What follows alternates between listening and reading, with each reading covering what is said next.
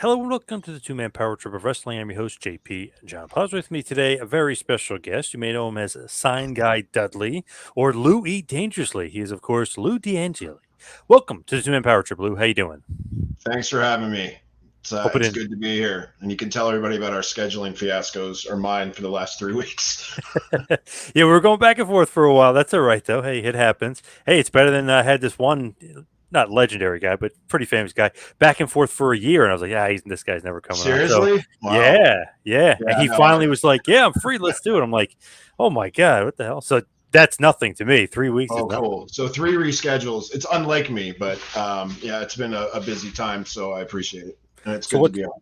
yeah, what's going on in your world, though? What's been keeping you so busy? So I have this new job back in the wrestling business, which is one of the reasons I delayed speaking with you. But I recently came on full time with Impact Wrestling and Anthem Sports and Entertainment. I had been consulting for Impact since February, and it's mostly on the live event marketing stuff. But we had a lot of conversations, and as things kind of progressed, a really good opportunity presented itself for me to be their VP of marketing for Impact. Also working with the Invicta MMA business as well, which I'm really excited about. And then obviously there are other platforms, Gravitas and Fight and Access TV and whatnot are all things I'm sure I'll be involved in. They're not within my purview per se, but there's a lot of opportunities there cross promotionally and things like that frankly I think are great opportunities for Impact, also for Invicta. But it's a good family of companies all together that really kind of can feed off each other. So I saw a lot of opportunity there. Coming from WWE, ECW, Cirque du Soleil, and whatnot, there's always been multiple things, that you can market within these companies. And I found a lot of synergies in the past, and I think the same thing is going to be here. So pretty exciting time. Yeah, they'll be keeping you busy, like you said, with MMA, Impact. I mean, they're going to be keeping you very busy over there. Yeah, that's what I like, man. It's not I don't like to not be doing things. It's always been a thing of mine. I think maybe like occasionally a couple days or a vacation or whatever, but not in the long run. I like to be busy, like to be affecting change, which is another reason I wanted to join, because I felt that there's a lot we can do collectively that we can also move forward quickly. I've been in situations in past companies where it's the idea is there, it just takes a really long time to execute and to get everybody on board. But there's a lot of freedom. Scott and I have a very close relationship so far, and I anticipate that just getting better as we go. We feed off each other a lot. He has great marketing ideas, and very supportive of some of the things I'm trying to do as well. So I see nothing but positivity as we go and onward. Dumb question. What do you do as VP of marketing? Like, what's like the gig? Like, what do you be doing? What will you be doing? Yeah, so from the impact side, it's everything to promote the live events, as well as the brand, as well as tune in, pay per view, merchandise, digital, PR, social. I mean, it's a large scope. With Invicta, similar, just not as far along yet. But also with Impact too, it's like how we're using our talent, how we use our talent assets like social media. What are we doing? What can we do more for live events? For instance, I just started having local promo shot again, like the old house show promos, like, hey, I'm coming to Las Vegas and blah, blah, blah, blah, blah. And those are just easy things that don't sound complex, but they have a good effect. And in the past, I just, it's a very, very small team and not everybody can be doing everything, right? And I think things like that start using the best people we have to promote us, and that's the talent.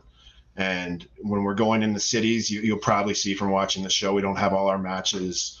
The way our storylines run and the TV runs, you might not be getting matches until like a couple days before the show. But that doesn't mean we can't be telling people these guys are going to be there.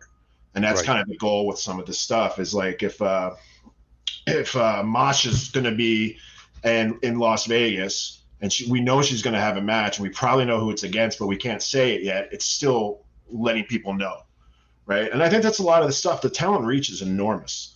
If you there was something I did or we did, sorry, like a month and a half ago, pushing some match announcements out for one of the shows, and within 6-7 talent alone, you're hitting 2 million people because so many have big followers. So look, it's a lot of that stuff. It's like maximizing opportunities, growing the business, seeing what else we can do to get eyes on the brand and brand partnerships. Extremely easy to work with, which I think is a plus. So a lot of that's come to fruition. We just did something last summer last summer. It's kind of still summer, but at Comic-Con in San Diego.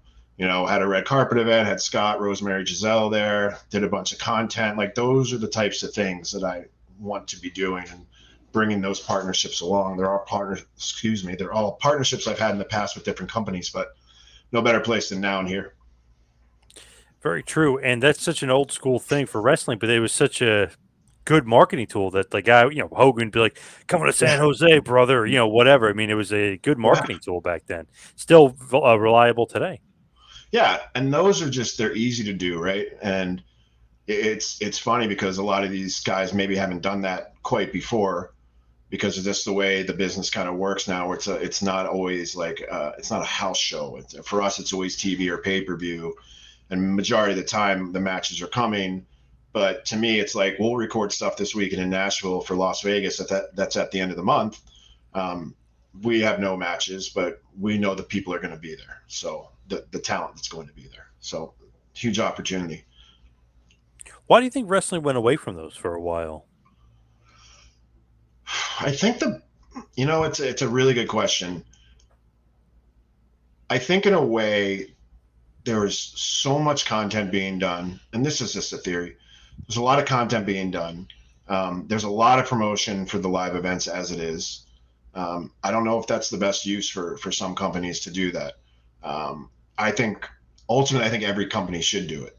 I remember when I was in WWE, 2006, 2010, I was working on the ECW brand. It's one of the things I wanted to bring back there, and it never got approved.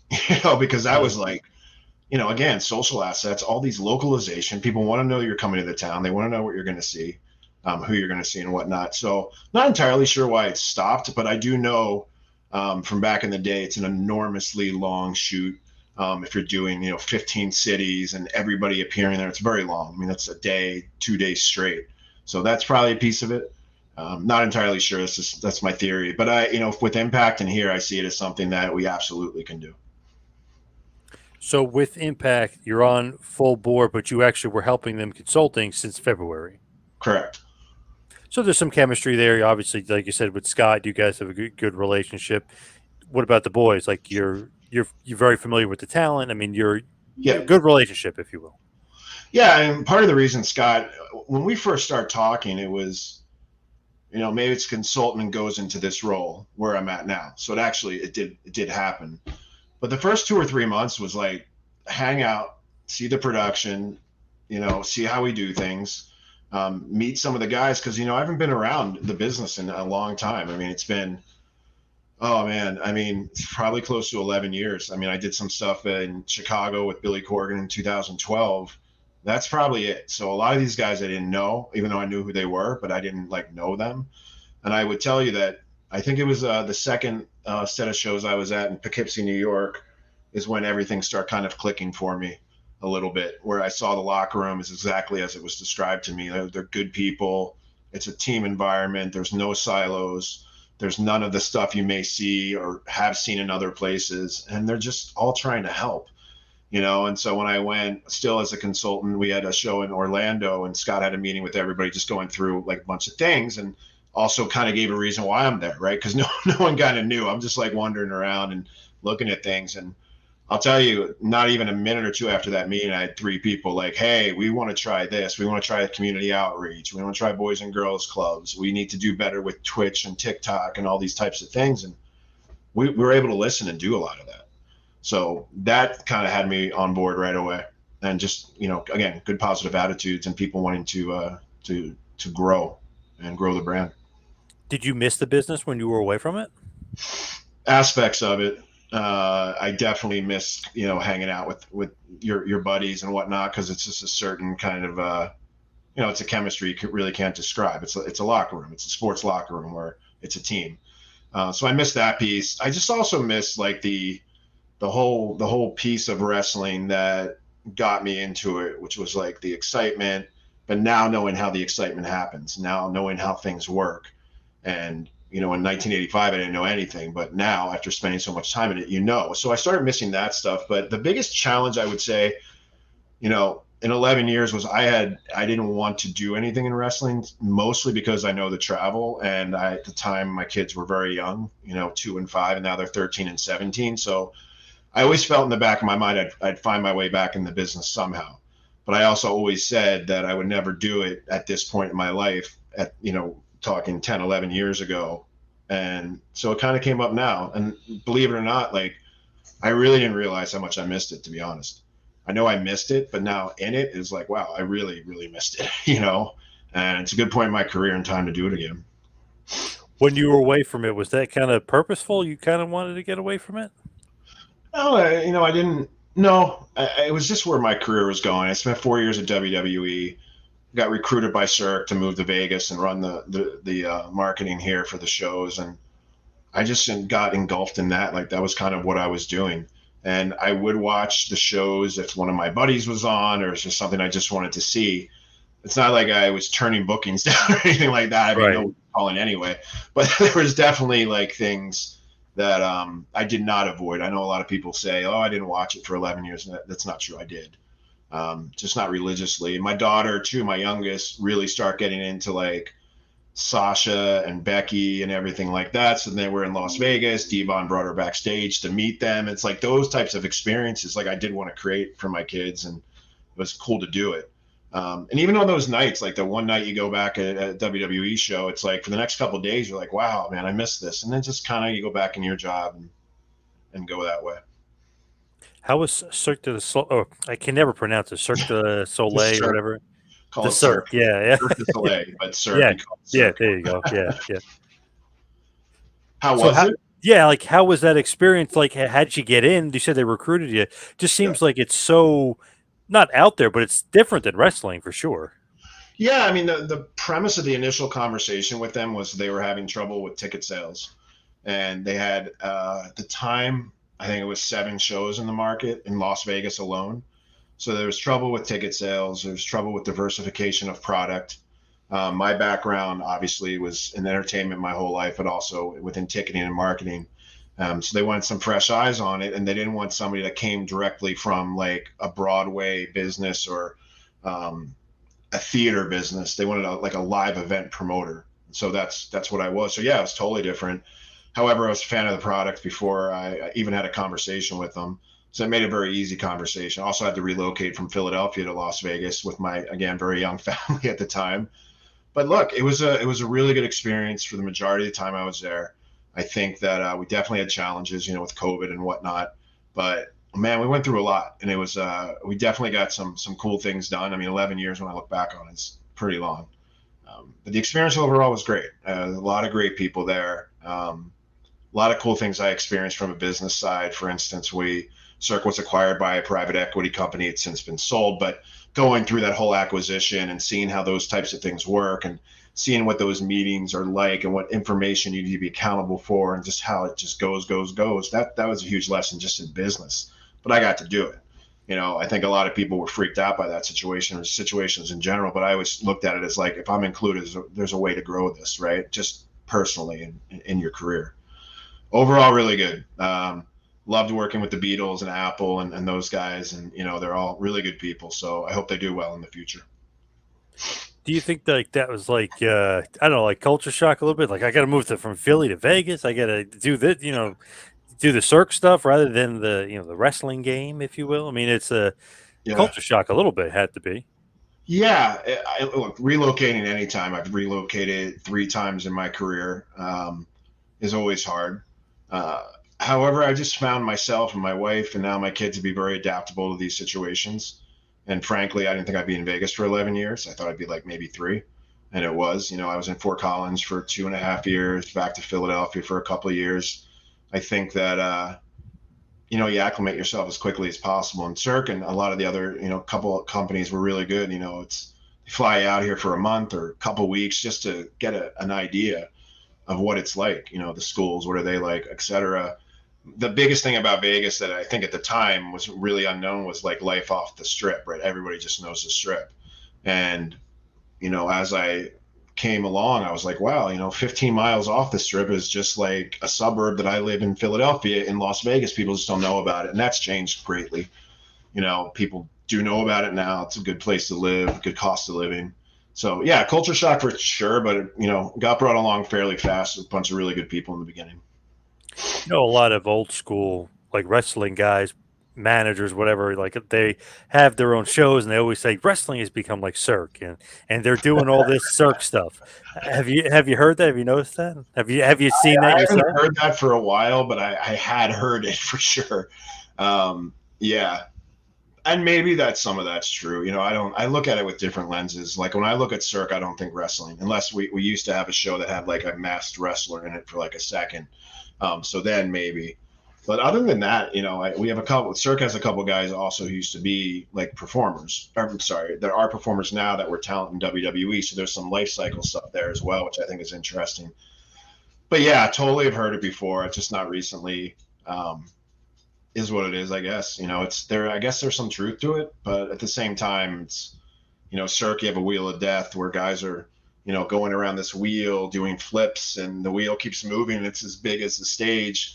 And in wrestling, it's there's a steel cage match, right? There's no similarity between the two, or a Yeah. barbed wire match. So some as far as being an athlete, I think it's very comparable. Cirque shows the average performer's doing 460 shows a year, and Wow, really? yeah, it's Oh two a my night, God. 10 shows a week. Obviously, there's breaks. So there's quite a lot of demand on the body. And obviously, wrestling is almost similar, very, very similar with travel, which definitely compounds it a little bit. Wow, there's that many shows? Wow. That's that many shows for each show.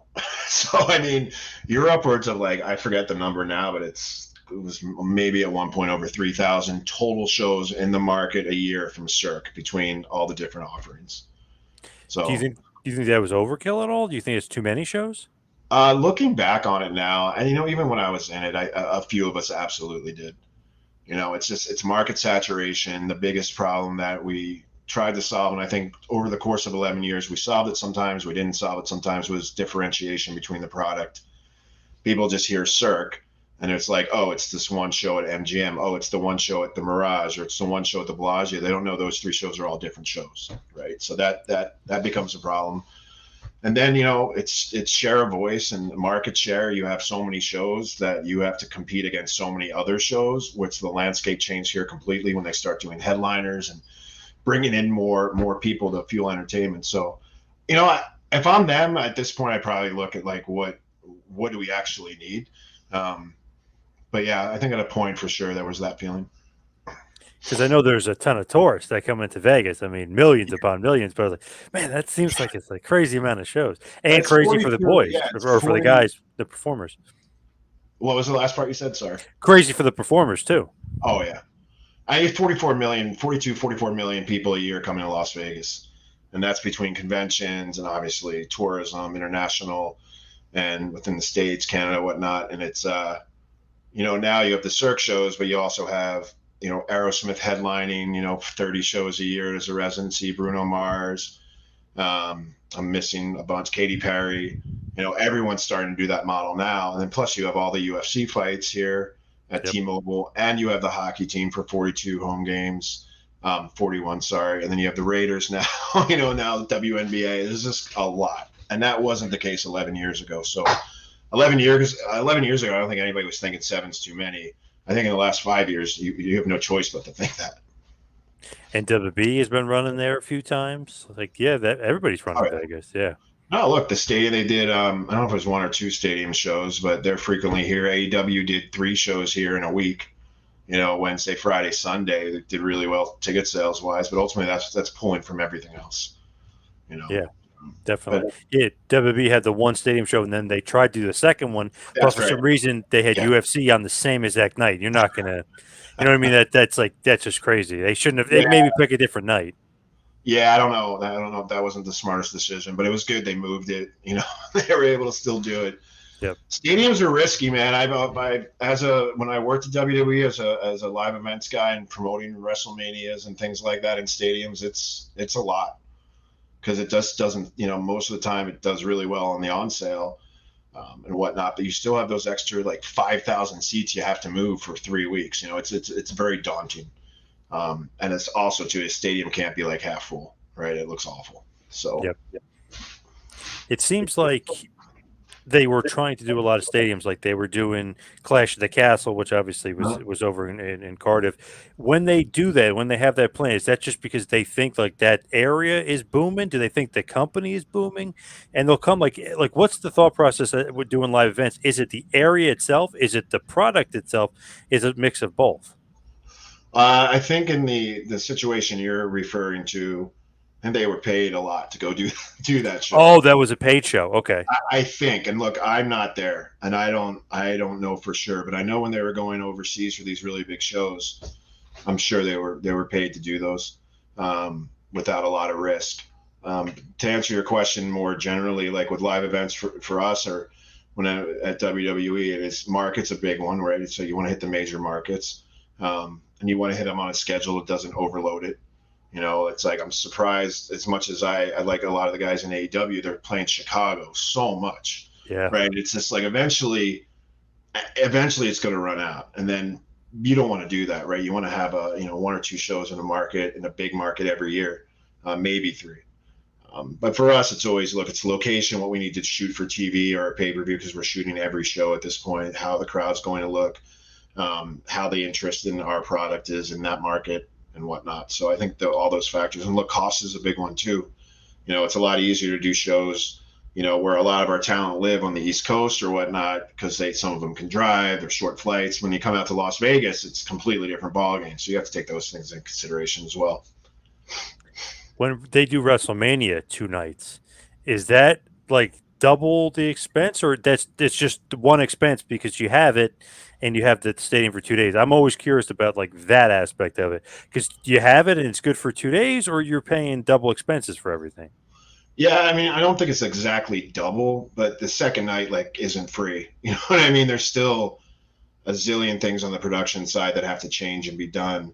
Um, I don't think I would be surprised if that was an enormous cost savings. I can only tell from experiences I had in the past where sometimes, I mean, it's a little bit, but a lot of times it's not what people think.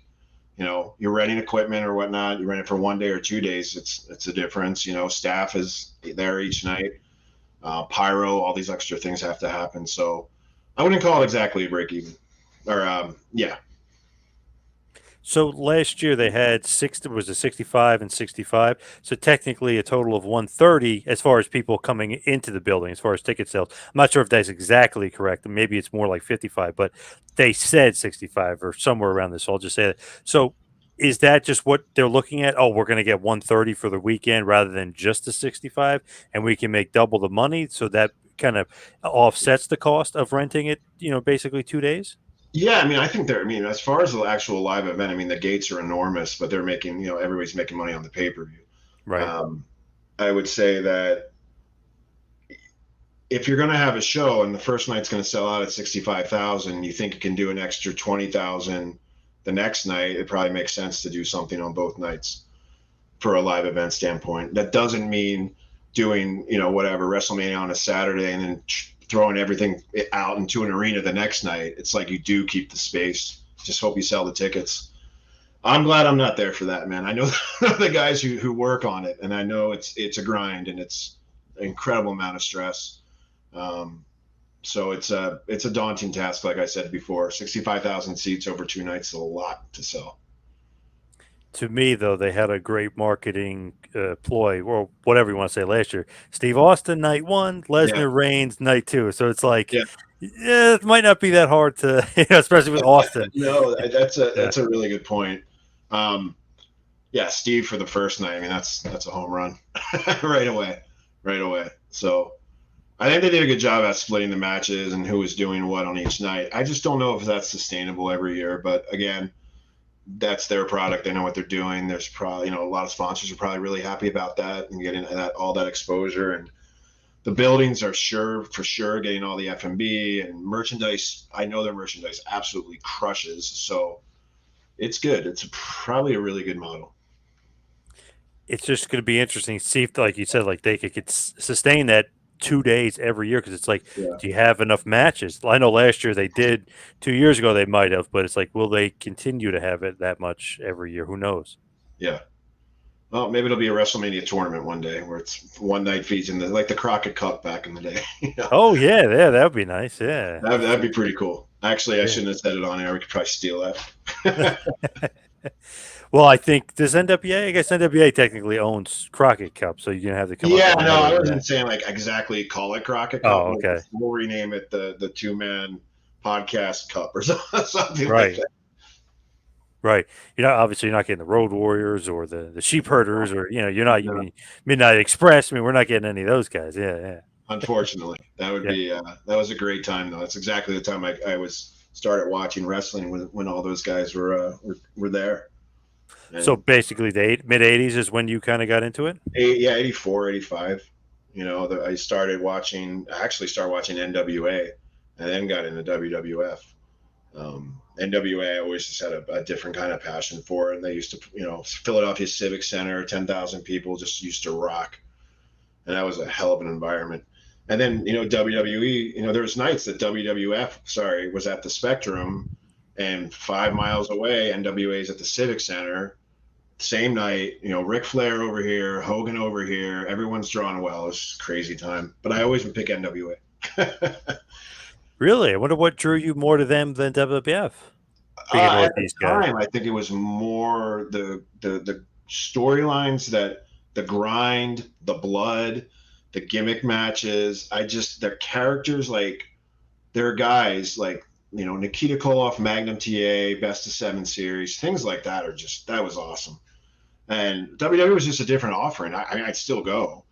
It was just different, right? Hogan would have an 11 to 15 minute match. Ric Flair's doing an hour, and it's like that kind of appealed to me more. um, Rock and Roll Midnight Express, like seeing those matches live. I saw a title change live. I thought the building was going to fall over. It was so cool. 2 out of 3 falls match, Philadelphia Civic Center. They did things like that.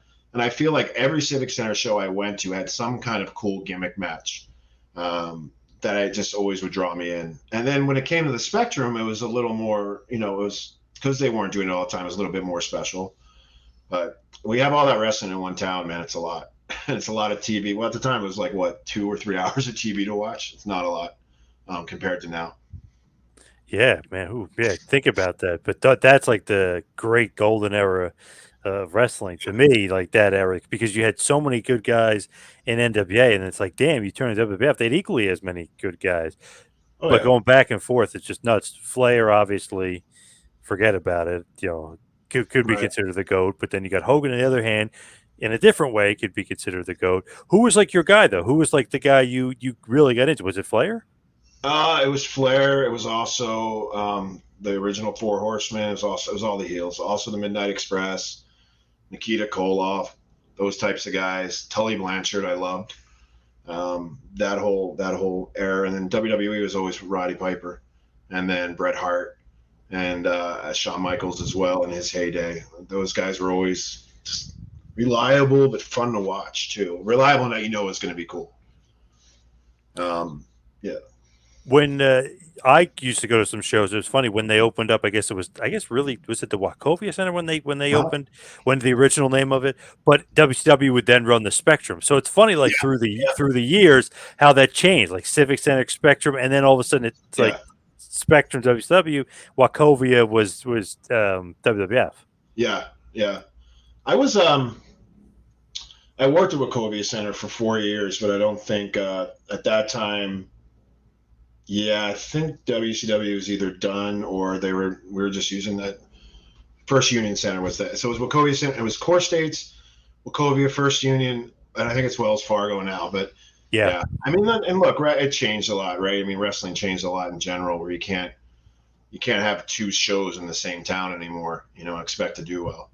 It's a different landscape. But I remember WCW doing the Spectrum was really cool to me because that's where I saw my first show as well. So going there and just seeing it in that setup in that arena, just that was cool in and of itself.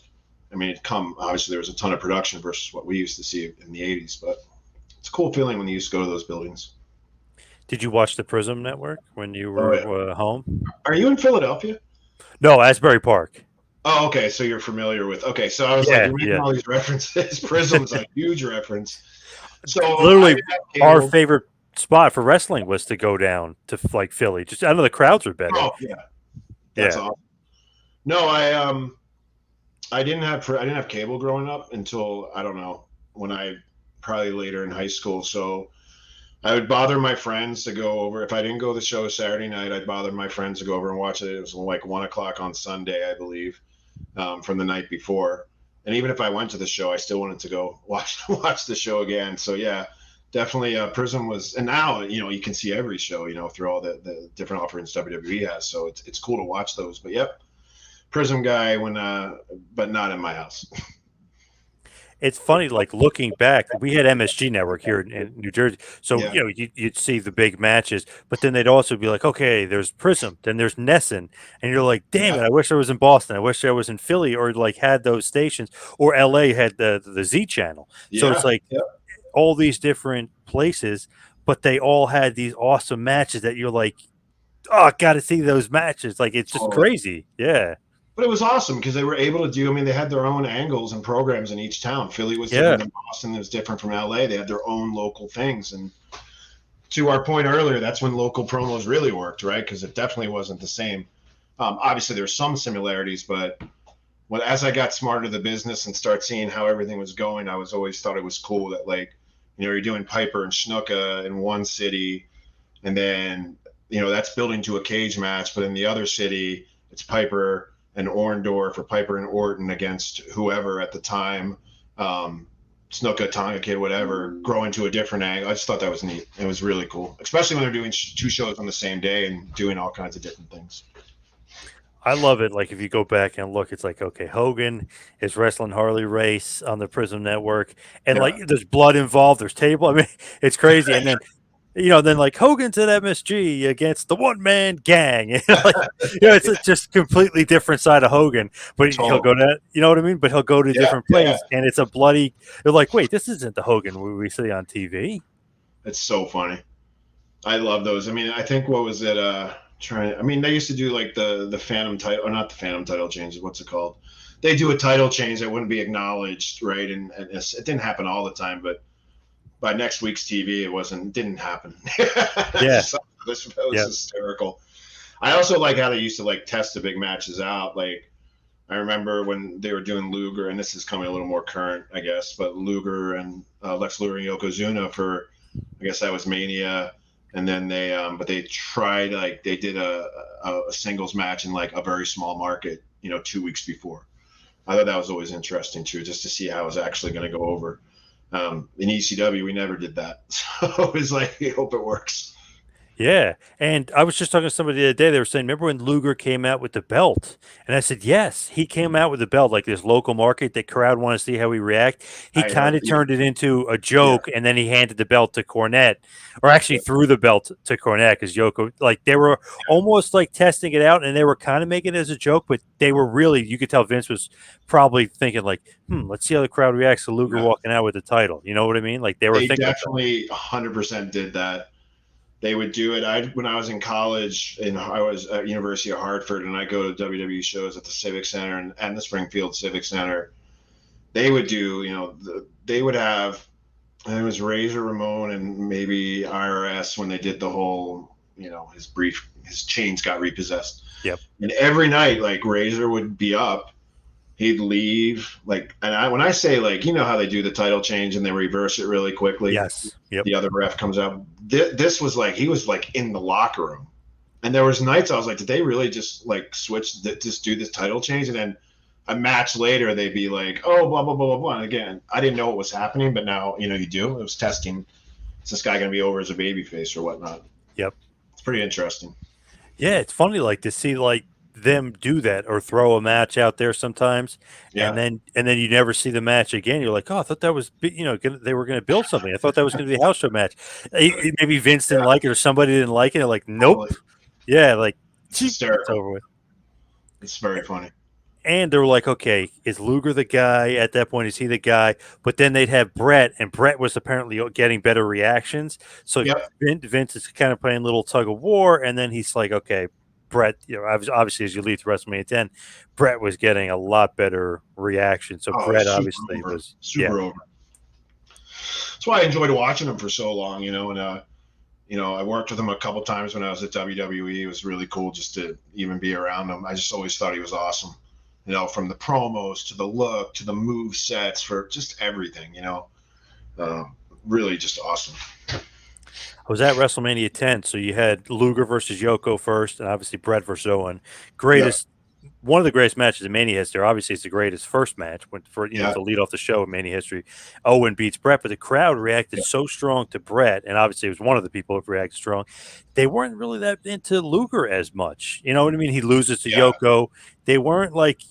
You know what I mean? It wasn't tremendous heat for Yoko beating him. It was almost like, okay, yeah. let's get on to the real main event of Yoko and Brett. Yeah, no, but I mean, you think about it now as you look at it, you can probably see it, right? I mean, Brett, again, super over. The Owen stuff was amazing, and that was gaining so much traction. I think Luger was just, to me, to me at that time, I saw it all kind of the same, right? It's like I thought Luger was over, but I enjoyed watching Brett more. But now you look at it, you know exactly why those things were happening, um, Yeah. which is interesting. And I haven't watched the Lex Luger documentary yet that I heard just came out. I'm really curious because I know there's a lot of questions I've always had. I actually don't know if I've ever met Lex, but I certainly never had a conversation with him about any of this. So it's always interesting to see what happened there. But I do believe. I mean, look, they pushed him to the moon, right? So I'll be interested. Don't spoil it, but I do want Yeah. to hear more about it. It is excellent, and they have great footage of him when he was in the Packers, like Wow. practice footage. So, I mean, to me, I thought that it was great. It's about 2 Yeah. hours, counting the commercials, but I thought it was great, but I just, like, love that stuff. Like, the stuff I know we've seen stuff before of him on the Alex Express and stuff, but the Packer stuff and him playing Right. football and what his coaches thought. I mean, I was like, "Wow, they really, really went deep into, Yeah. like, his whole life." That's awesome. Yeah. Look, I'm anxious to watch it. It seems like he's had a really, I mean, definitely a tough road lately, or for I guess a while now. So see what happens. But man, that was a crazy time. All that, everything we just talked about from that was like Lex Express was a mass marketing like machine, Yep, which is very different than 1985 when it's like you just have your local promo going versus a yeah, nationwide thing. Very yep. interesting. Yep, and they'll get into too how he was booked much better in WCW than WWF. I mean, they get into that whole thing, but you got to watch. It's a great documentary. He You'll was really good. like it. I will, but he was booked great in WCW. I do remember that. A lot of it made sense to me there.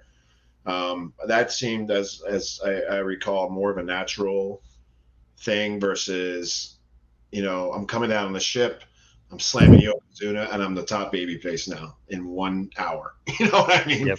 So I'm anxious to watch it. Yeah, great build, obviously with Luger beating Hogan too. I mean, they get into the whole thing, but Oh, that's totally good.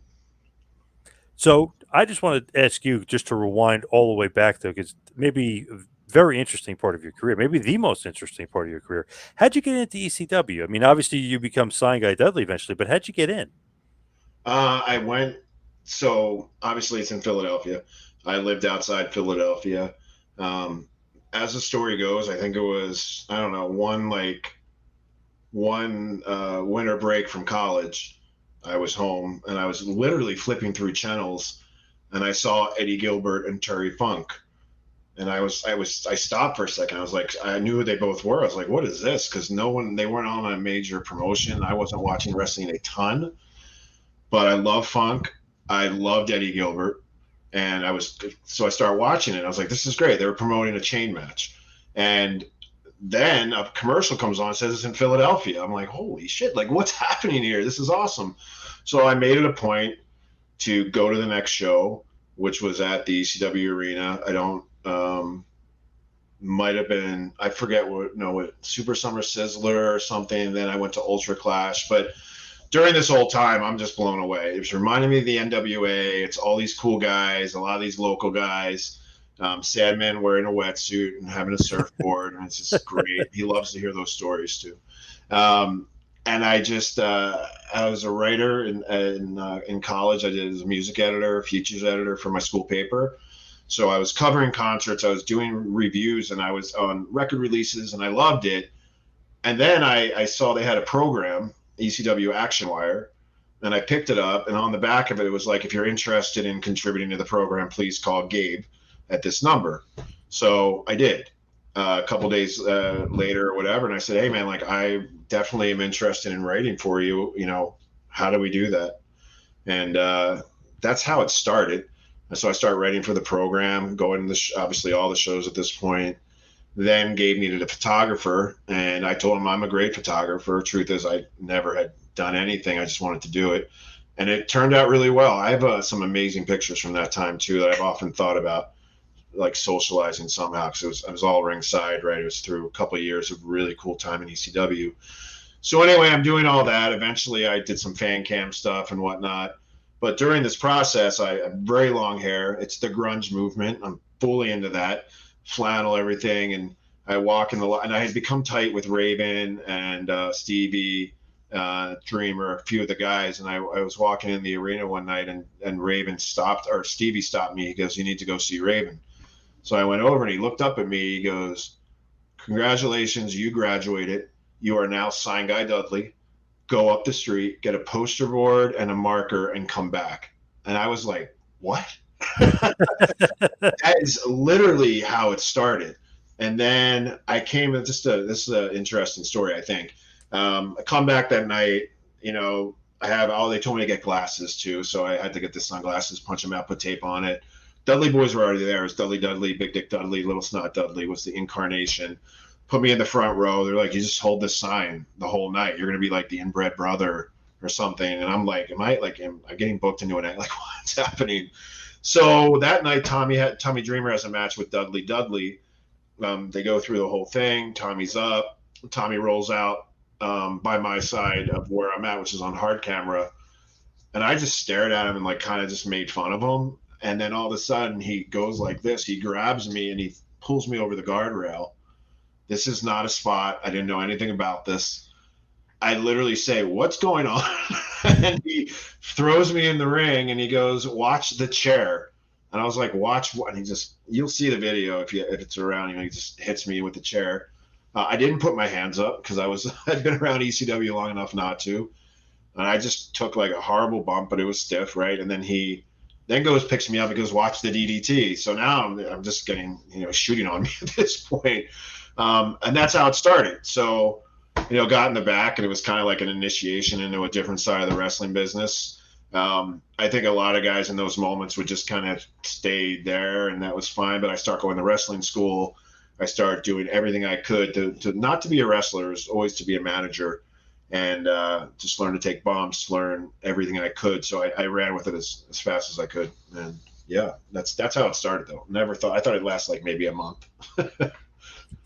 That's crazy. Gabe Sapolsky, of course, kind of starts with him and just works their way into 100% getting beat up in the starts. ring.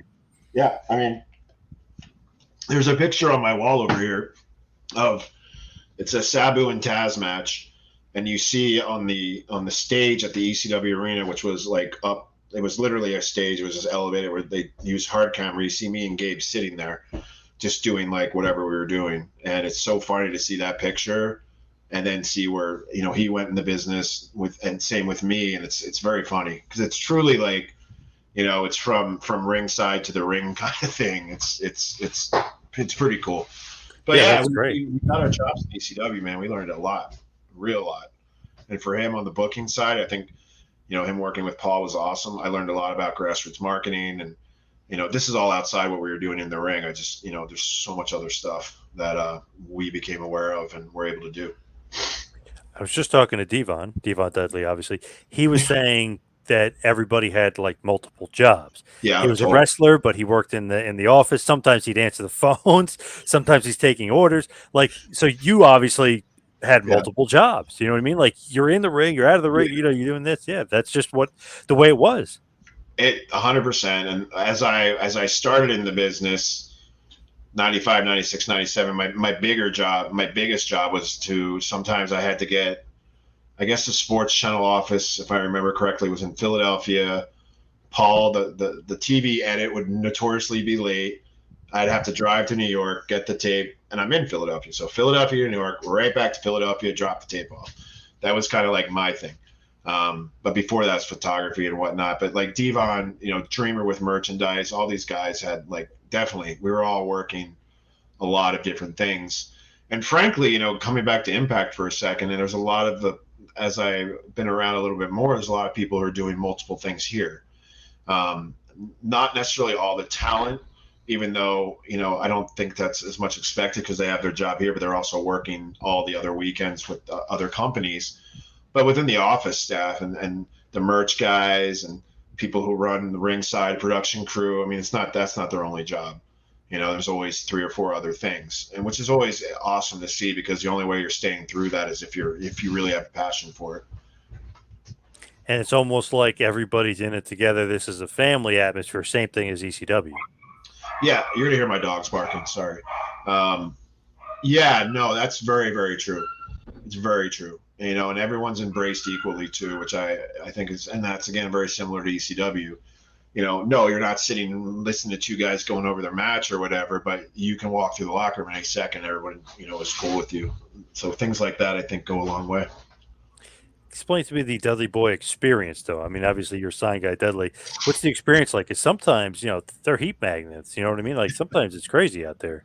Yeah, I someone asked me that question like a year ago or so, and the answer I gave is the same as I feel now. Is I was never really scared during those things because I had the two toughest guys in the locker room standing next to me. You Right. know, Tommy Dreamer and Taz may take exception to that, but Bubba and Devon can go, right? And when Big Dick was there, I mean, you're good. Yeah. The only time, so I loved it. I loved being part of that. I mean, there were some times that were hairy. A couple times in New Orleans didn't go as well as we probably wanted it to after the show. There was another building, I think in Fort Lauderdale, a fan like as I was going in the ring or something grabbed me from up top of my hair and tried to pull me up into the crowd. Like those aren't fun.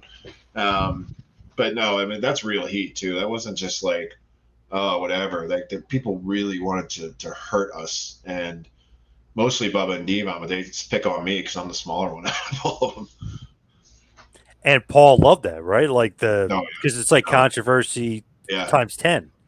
I was there, every time that Paul's like, give Bubba a mic and go light the place up, do whatever you want. And he did. With Bubba, and I confidently say this, like he wasn't not like he wasn't in the back like rehearsing this, promo that's written out. He's just go to the ring and just kind of like he used to say, I just black out and just kind of go. And he went. I mean, some of those tirades were legendary. And I know people knock it now sometimes, saying, "Oh, it's just curses and blah blah blah blah blah." But at the end of the day, it's like there was heat, and it was prolonged. It wasn't like a 1 minute promo that dies out toward the end. It was like it was always at this level of, that whoever was coming in the ring, fans wanted them to kill us because of whatever Bubba or Devon just said.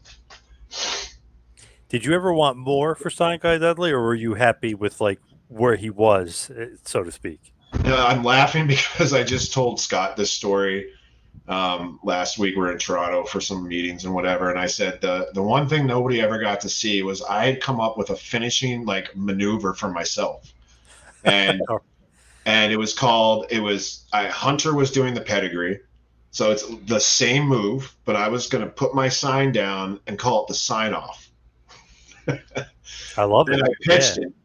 And I remember, I think it was to Bubba and Paul or Bubba and Dream or somebody. I just remember so whoever it was, I said, "Hey Bubba, like I want to do the sign off. This is the idea." He looked at Tommy or whoever and it says, "This guy has a finishing maneuver now." It was just like it was so hysterical. Unfortunately, I never got to do it. That was my idea. I just thought it'd be such like heat. All of a sudden it's like so first you're get maybe hit with a sign, you get powder in your eyes, and now you're getting hit with my finisher. Like what? I thought it'd be hysterical. But never say never. If we ever do a Dudley Boys reunion, I'll see if I can do it. Unfortunately, I think with my knees, I won't be able to, but it's still fun to talk about. Yeah, maybe. Hey, maybe. Never give up. You never, you Never might thought be I'd be able to back pull in it the off. business either, so you never know. Did you like Louis Dangerously better or Sign Guy Dudley better? I mean, Louis was definitely. It's hard to say what I liked better because they're very different. With Louis, it was a character, a speaking character. a rip off of my boss, a rib on the locker room and on him, because there would be times I'd be in the locker room as sign guy with my ponytail and a black jacket on or whatever, and people would come up to me and say, "Hey, Paul," and I'd turn around and be like, oh, "You're not Paul." It really Yeah. was similar. So Yep. we had always joked about it, like, when the Dudleys leave, I'll just do Louis Dangerously. And everyone's no, no, no, no, no. Dudleys are leaving, and Tommy's like, "You're gonna take 3 months off from in ring and probably do Louis Dangerously." And I was shocked that it actually happened. I had a lot of fun with it. I think from a development standpoint, that got me a lot further. But as sign guy, that's what people remember. And that's really, learned the business from every angle. It's like not only you're in the ring and you're learning how to, know when spots are coming, or when you have to audible things, or you just have to call on the fly and that kind of stuff. You're also learning the business, and traveling with everybody and hearing every story and, all that kind of stuff. So it was different points in my career, because also when I was Louis Dangerous, I also had started as a promoter for ECW. So I was able to, Jack Victory and I were going into towns. Usually our travel was like Tuesday to promote Friday shows and fly home Sunday and fly back out Tuesday to the next day. So we were on the road considerable amount of time. But what was good about it is because we were on the road and we were talent, and we were on air, all the media appearances, anything like that was happening in the market, we could just do, which Side Guy would not have been able to do. But in this Right. situation, it does work. So there's positives on both ends. But now as it comes back around, it's like I get more of the Sign Guy stuff than anything, which it all blows my mind. Anybody remembers anything, but yeah. Oh, of course they remember. Yeah. I think it's funny though, Louis Dangerously, Dangerous Alliance, and then like the guys start fitting into the Beautiful Bobby role and like the different roles. That was always pretty funny. That was supposed to go further. That I do. I Really? can't say yes. It was going to evolve into me, CW, Johnny Swinger, Simon Diamond, Dawn, I believe Bill. Let's just say Bill, and that was going to be like, Dawn would be like the Missy Hyatt, Louis Dangerously, and these are the, Yeah, and Simon. Bill is obviously Bobby Eaton, and yeah. Yeah, So exactly. And it all was, we were psyched, and it went that way. Where they did break everybody off, and I just broke off and went to start working with Chris Chetty, which I loved also, doing Danger Zone segments and things like that, having a little feud with Joel Gertner.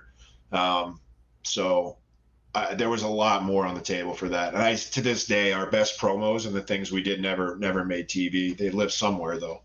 We did some hellaciously funny things. They were just all ribs. Probably why they never made it on TV, but it was fun.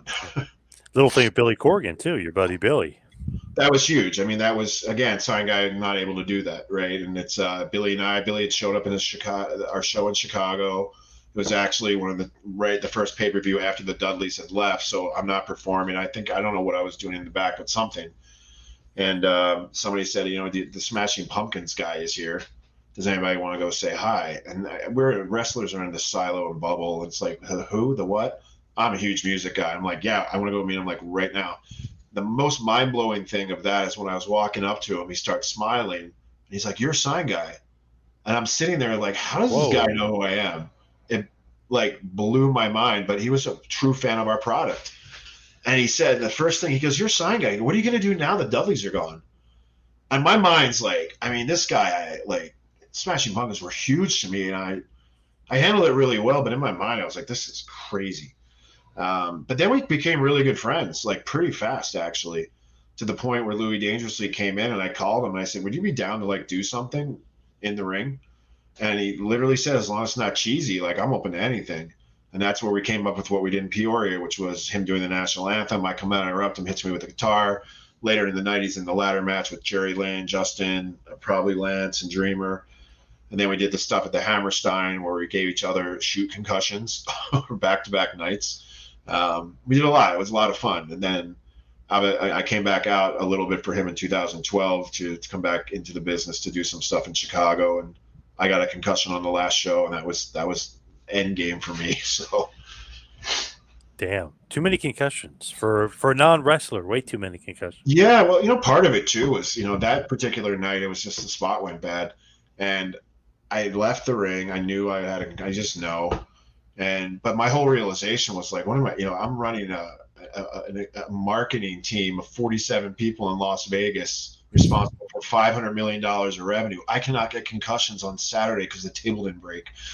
Like, it just, I couldn't Yep. do it anymore. And that was, and also too, I mean, for a non-wrestler, uh, I do have, I had my knee replaced. I had my right knees had surgeries. My elbows look like, which one is it? This one looks like that. If you can see Oh it, yeah. Yep. Yep. maybe I'm doing all these like that. You know what I mean? Yes. It's like, all these things are kind of messed up. So it was, if you can imagine, that's just me. Magnify that by 100 times, and that's everybody else that was there. So, For ECW, you've probably been asked this a million times though. Were you there for the end? The end of ECW, just when it closed down in Pine Bluff? yep, I So was you were there there all the way through the end. 100%. I was there from, I mean, it's probably only like a year and a half I wasn't there. Me and Tommy's was the longest running guy. Obviously Paul, but as far as like everybody else, Tommy, and I think then me, Gabe, Tommy, Gabe, me, like we were there for all of it. I'm probably missing somebody because a lot of guys jumped in and out, right? Sandman went WCW, Raven went WCW, WWF, et cetera, et cetera, et cetera. But Yep. yeah, we were the whole way through. Pine Bluff was always the weirdest show to me because one, I knew it was ending. Like I knew this was it. Even though we'd been told like lots of other things are happening, but we kind of just knew. And we did the weirdest part is that we did an in-ring like toast to the fans. And because we didn't have a full roster that night, because a lot of guys just weren't coming because they knew they weren't getting paid, there was a few like local talent that had worked the show, and they're in the ring doing the sign off, the toast as well. And I just felt weird. I was like, this family of people, right, is just broken up. And no disrespect to the guys getting in the ring, but it seemed like off to me. The whole thing was strange. If you watch it, I don't get in the ring. I kind of just leave because it was just like, okay. But a weird night overall. You never know it's over till it's really over, but it's a good weekend. We had fun.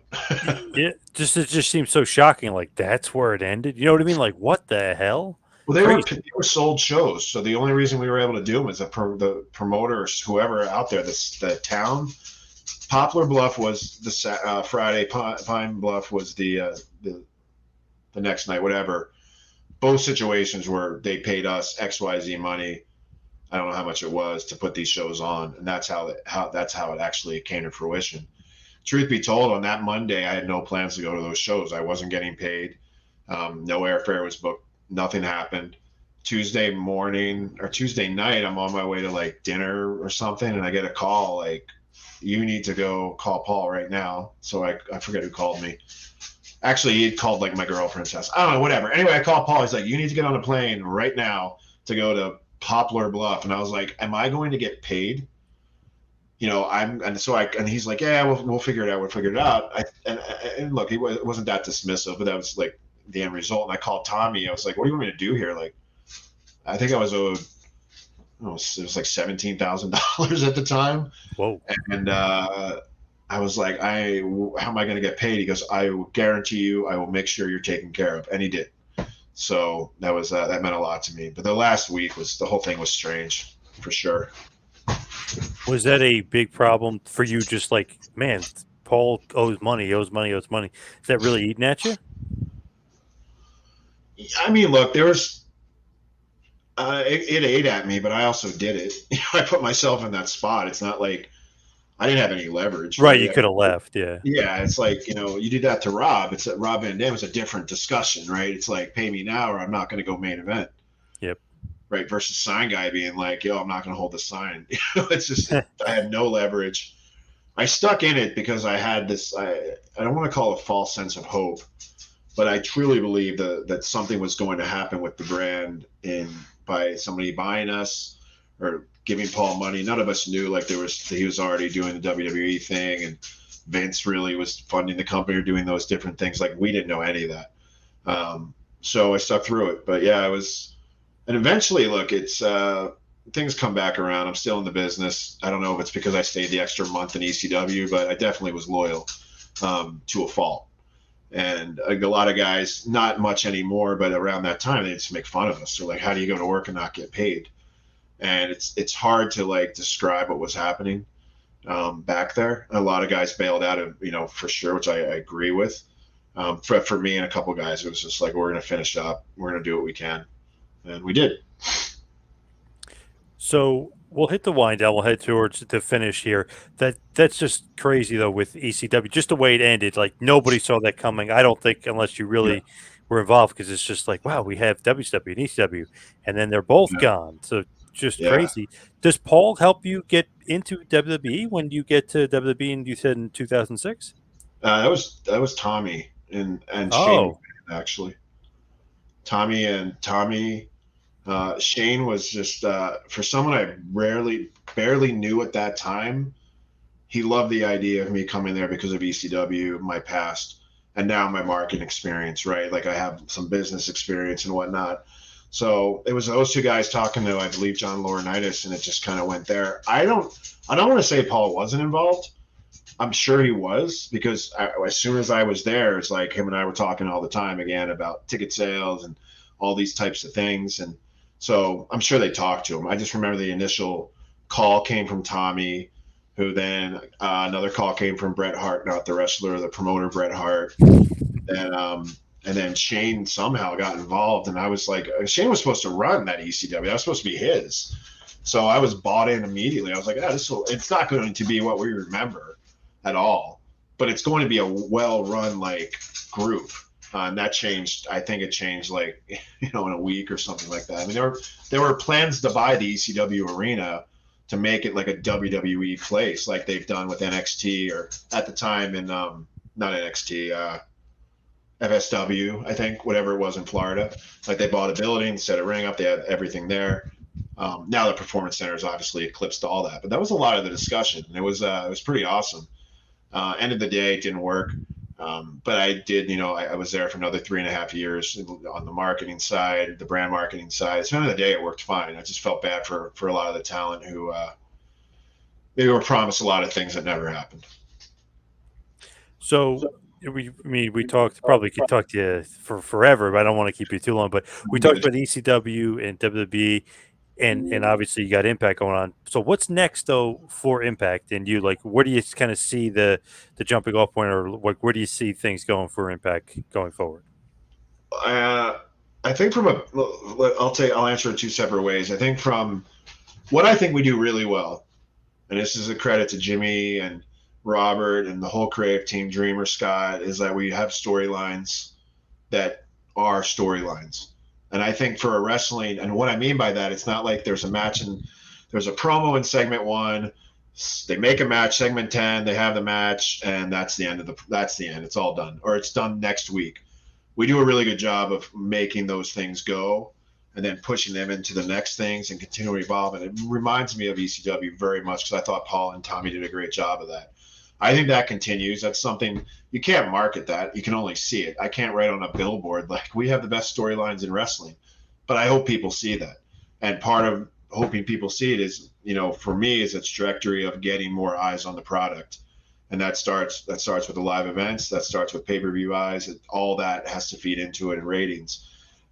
So for me, that's the biggest thing right now. Is let's get more eyes on the product. Let's start some of these partnerships and promotions that I just mentioned to you, because that gets more eyes on the product. I see that as the number one priority, and I think that'll, in tune. And that's not just me. That's everybody. That's all the wrestlers use. Like I said earlier, social media, the promos, all that kind of stuff. I'm just, it's my responsibility to make sure it happens, but I'm not doing all the work, right? Everybody is. And that's what I see as the most important thing in the trajectory right now. I truly believe we have a place in the market, in the wrestling business, with a different offering, with what I just basically said. Like, I think our storyline does differentiate us from other people. Where can everybody find you and find Impact Wrestling? ImpactWrestling.com has everything you need to know. It's the same handle for Twitter and Instagram. And I'm on Instagram most of the time at Lou_D'Angeli. Sorry, the dogs. Lou_D'Angeli, and then Twitter's L D'Angeli. I'm pretty active on those platforms, not just wrestling. I'm all over the place. A lot of hockey. Nice. Well, Lou, thank you so much for all the time. We're gonna have to bring you back. It's got so many stories. You got so much great Yeah, stuff. man. This was a good one. Yeah, there's a lot more. I But appreciate it, man. It was a good set of questions. I appreciate the time. Thanks for having me on. Happy to do it again.